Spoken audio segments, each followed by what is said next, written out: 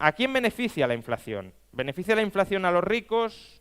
¿Beneficia la inflación a los pobres? Depende de tu estructura de activos y depende de tu estructura de gastos. La inflación perjudica menos a aquellos que se puedan adaptar mejor. ¿Cómo te puedes adaptar a la inflación desde el lado de los activos? Pues teniendo activos que se revalorizan con la inflación. En gran medida activos reales y activos financieros que no sean de renta fija. ¿Quién tiene la mayor cantidad de estos activos? Obviamente ricos, clase media alta si lo queréis. No solo las rentas altas tienen un mayor porcentaje de propiedad inmobiliaria, sino que la estructura de sus activos financieros está mucho más adaptada a resistir la inflación. Más de la mitad de los activos financieros de las rentas más bajas son cuentas corrientes.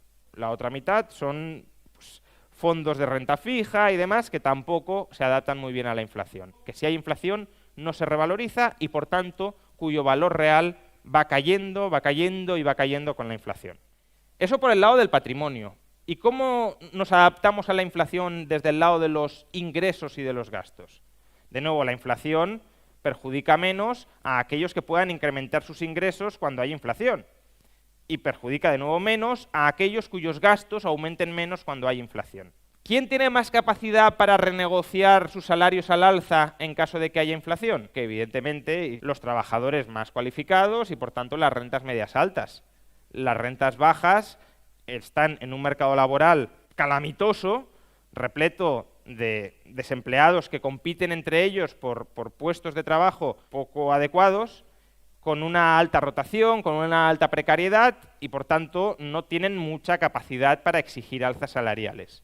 Las pueden lograr quizá por convenios, las pueden lograr por regulación, pero desde luego en contratos individuales complicado.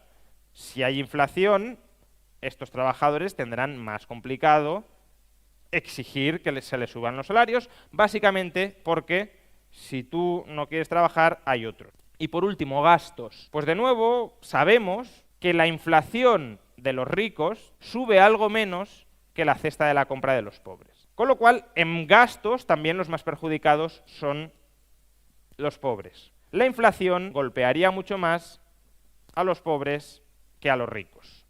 Y esto también tiene implicaciones políticas. Si la masa de la población se ve golpeada por una inflación que la está empobreciendo, tenderá a votar a candidatos que prometan acabar con la inflación, a posiciones políticas que reclamen mano dura con la inflación, que propongan medidas que pongan freno a la inflación si ésta se descontrola durante bastante tiempo.